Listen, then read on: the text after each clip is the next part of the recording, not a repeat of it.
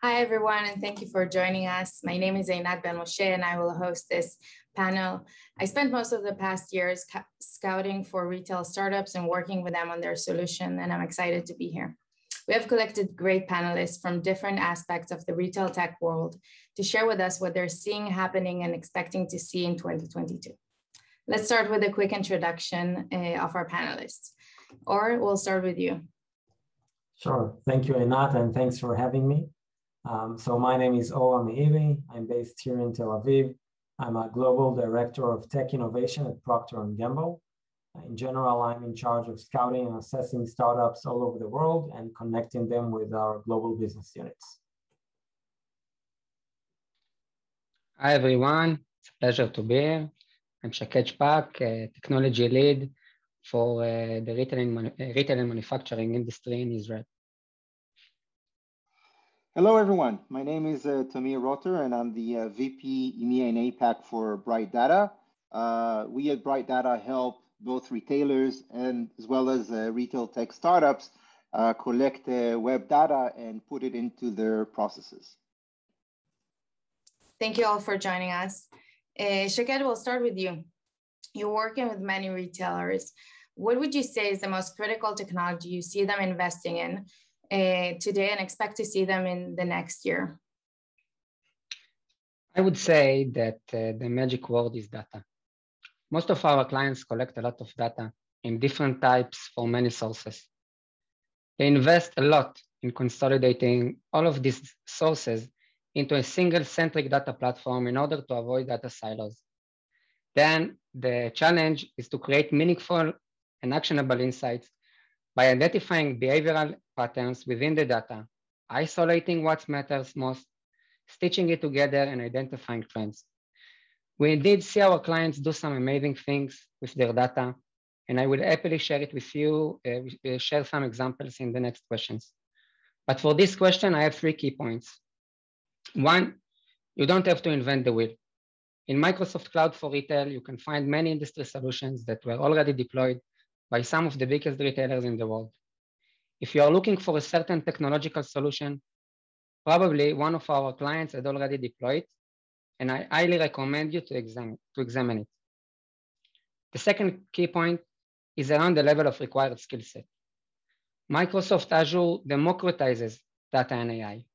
For example, by using Azure Machine Learning, you don't have to be a data scientist, which is a very expensive resource, by the way, in order to create strong prediction models, do anomaly detection, and identify patterns within the data.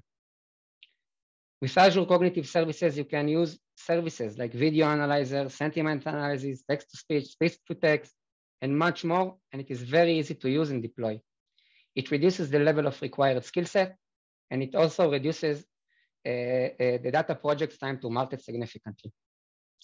The last key point is that during the year of 2022, Microsoft is going to be the first cloud provider that will launch a data center in Israel. Many of the most important data services will be available there. The meaning of that is that you will be able to use Azure services, which is Microsoft public cloud, and still keep your data within the borders of Israel. And I know that it's very important to many of our customers.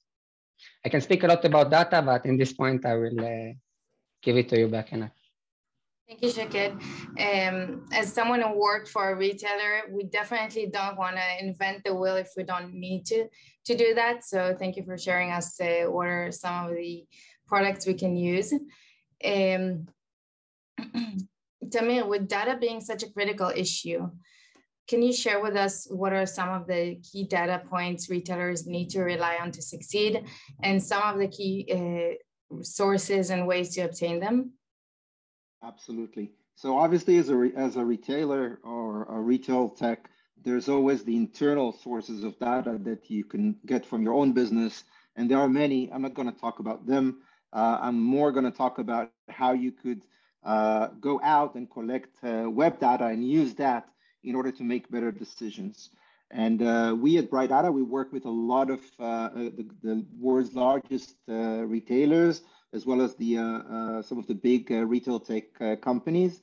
And what we help them with is get the right information for making the most basic day-to-day, sometimes hour-to-hour decisions.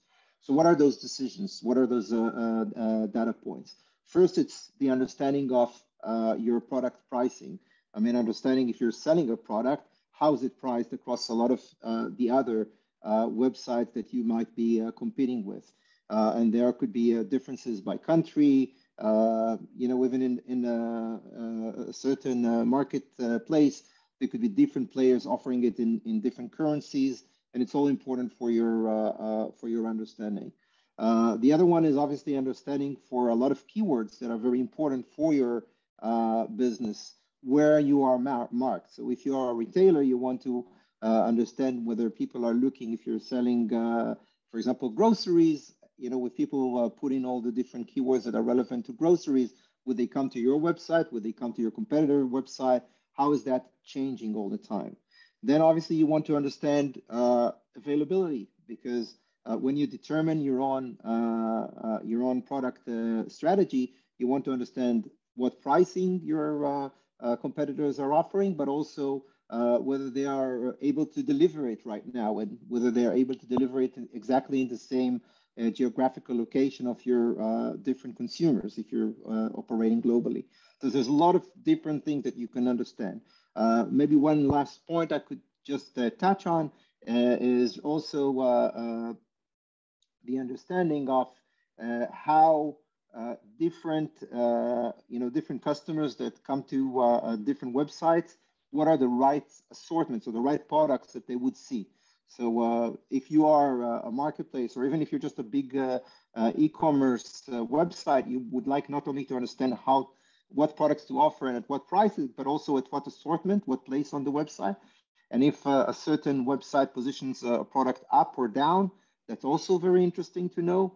And finally, reviews are also one thing you may want to understand. There's a lot of information out there that can help you make the right decisions in your business. Thank you. And it's definitely, there's a lot of information out there, and our customers are doing those comparisons.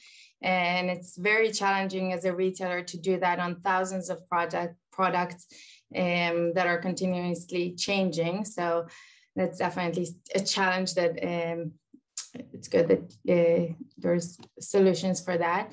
Tamir just shared with us what is being done to collect data online. Can you tell us what do you see being done in the physical space? Yeah, absolutely. So, obviously data is one of the most important things or currencies that we have nowadays. And as both Shakir and Tamir mentioned, it's very, very strategic resource for many, many companies. But just as we see online data, we see lots of different startups that are trying to bring offline data as well to both the retailers and the brands. We see startups like Nexite and Williot that basically collect temperature, usage, movements, moisture, etc., all with a small battery-less tags. We also see startups like Impacts, which make smart bottles, or actually transforming regular bottles into smart bottles using their caps. And these are all examples, basically new ways to gather data and improve basically the consumer experience as a whole. You've just touched some of my favorite startups, and definitely high on my watch list. I was lucky enough to work with Nexite, and I strongly believe that they're going to be game changers and enable next generation customer experience. Definitely Bluetooth Low Energy is going to be a major topic next year, I think. And I'm super excited to see what the implementation of that would lead.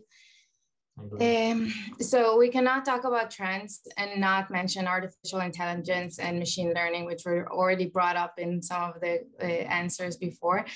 They're believed to be the big promises to take the industry forward. And with all this data being collected, we will definitely need all the help we can get to drive value from it.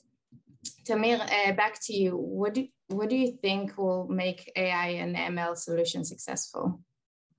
I think it's all about the ability to take data and actually make it actionable. So there are probably two hurdles that an organization has. One is making sure they get the right information at the right time. And the second one is transforming it from something that is in the systems to something that can really change a price, a position, a strategy of the organization. And the right AI and machine learning technologies would be the ones that are able to offer a game changer to the enterprise. So taking that data flow that comes in and being able to really make something that adds a lot of value in terms of how we position, how we sell, what we sell, these will be the winning solutions, to my opinion. Okay, that's interesting. And obviously with all this data being collected, and we will definitely need all that help of the machines to kind of help us drive the value from it. And with all this data also being collected, it is clear that securing it is going to be also critical. Shpak, what do you see your clients do, and what would you recommend companies to do in order to secure the data? Thank you for the question.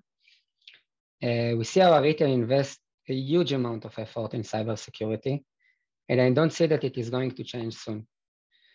We have all seen during the pandemic how critical were the big retailers to our country, providing essential products to the citizens, and it is not just in Israel, it's all over the world. We actually see that retailers are being targeted for cyber attacks, and we see more and more attempts. On top of that, with the increase of the online and the digital platforms used, there is much more to defend and much more optional point of failures. The challenge is huge. You have to defend the end customers and employees' identities, for example, their privacy by protecting storage of data, network protection, employee endpoint protection, which is also a great challenge, DDoS attacks, and I can go on. And this is a lot to expect from a retailer. And what I want you to remember is, one, you don't have to do it yourself. Microsoft, together with its security partners, can help you to develop cybersecurity strategy and help you deploy it. Second, I feel that there is a perception that by putting your data in the public cloud, you lose control of your data and you expose it for attacks. Well, I believe that this perception is wrong. Microsoft commits to invest over $20 billion in the next 5 years in cybersecurity services to protect its cloud services. By the way, 4 times its previous investment. I truly believe that data that is stored in Microsoft Azure, which is aligned, by the way, with all the stiffest regulation policies, will be much more protected and safer than the data that is stored in our retail customers' on-prem assets. And this is definitely something that our retailers should take under consideration. Thank you, Shpak. So shifting gear a bit, and Or, back to you. I know you've been traveling quite a bit recently and exploring technologies around the globe. I'm jealous. The last conference I attended was NRF and CES prior to the pandemic, and I really miss it. What are the big trends you see coming up for retail? Yeah, that's a great question. I think in general, what we're seeing are more tangible examples of both retailers and brands alike using modern commerce technologies to deliver seamless consumer experiences. When I'm saying, modern commerce technologies, I'm obviously referring mostly to social commerce and the latest hit, live commerce. I think this is definitely the next big thing. And although we don't see it here, in Israel, it's definitely already huge in China. And what's happening there is definitely coming to the rest of the world, maybe just a few years later. Maybe the most recent example, as part of the holidays. So in the last Singles Day last month, so a live streamer basically named Austin Lee. He's also known as the Lipstick King. Just for all of us to understand, he's less than 30 years old. For all of us to feel, he's known as what? The Lipstick King. Lipstick Yeah. As applying on the lips? Yeah. Exactly. Okay, interesting. So he sold $1.7 billion worth of lipsticks in just 12 hours. So, I mean, this is definitely a trend that we're seeing. In China, I think that the latest survey showed that 2/3 of the population has used live commerce in the past year or so. And this is definitely, you know, if it's already there, it will definitely come to the rest of the world. Yeah, I know I start most of my shopping on Instagram, and I've seen so many retailers are playing with Instagram. Obviously, it's mandatory, but also are playing with TikToks and opening accounts. They're even trying to engage with the younger generation that is more commonly using those platforms to shop. I think some of the challenges are going to be also about the affiliation process and how I mean, basically the Instagram users and the TikTok users, they're going to be the new salesperson. So paying them the commission and having the technology formed around that is going to be very interesting because a lot of the shoppers are on those platforms and it's also very visual. So it's much more enjoyable than some of those boxes on some of the boxes on the regular e-commerce website. And with personalization not fully formed yet, it's easier and nicer to kind of start from those platforms. So it's definitely going to be interesting in seeing how those, it seems like it's more developed back in China and other regions in the world, but it's going to be interesting to see how it would play here and how it would transform here. So thank you for sharing that. And that's an amazing amount. I'm thinking of maybe like becoming also like a lipstick queen and maybe moving into regions that would be useful for now. Sounds very profitable, until that, that's for sure. Yeah. Okay, so definitely we're going to see even a bigger rise in online sales, which we already started seeing in the pandemic, and the lockdowns really like pushed. We saw during the pandemic e-commerce players outperforming stores with more groceries being purchased online. Shaked, what is the role of the physical store these days when the online is really rising? Thank you. First of all, the physical stores are here to stay, as physical stores are going to complement the online and digital experience. This is the time to empower the physical store, improving their productivity, creating new customer experiences while having less employees per store. One great example for that that I will share with you is that recently I've heard that one of our retail clients in Turkey, which is more than 2,000 supermarket stores, monitors in real time the amount and stock status of fruits and vegetables with camera using Azure Cognitive Services.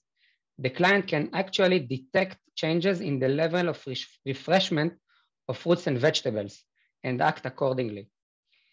In general, we see the increase of use of videos and pictures analysis in real time, and it is getting wider. You can also monitor social distancing, analyze cues, detect safety accidents, and open a case automatically. For example, if a liquid spills on the floor, the system identify it and automatically open a case for action. There are many solutions and a lot to do in the physical stores. Our clients invest a lot in their digital stores, or already mentioned it, and they are definitely here to stay. Thank you. Tamir, Tamir, let's get back to you. We've talked about prices before, and obviously with more online sales, it's easier to update prices online. How dynamic are prices today? And is there a difference between the online and the physical stores in case of prices? Yeah, so prices online are very dynamic. In the stores, obviously, it's a little bit more complex. They do change, but not as dynamically. And when we do a lot of our holiday shopping now, prices are very, very sensitive. They change very often. I mean, I can give an example of a microwave in the US.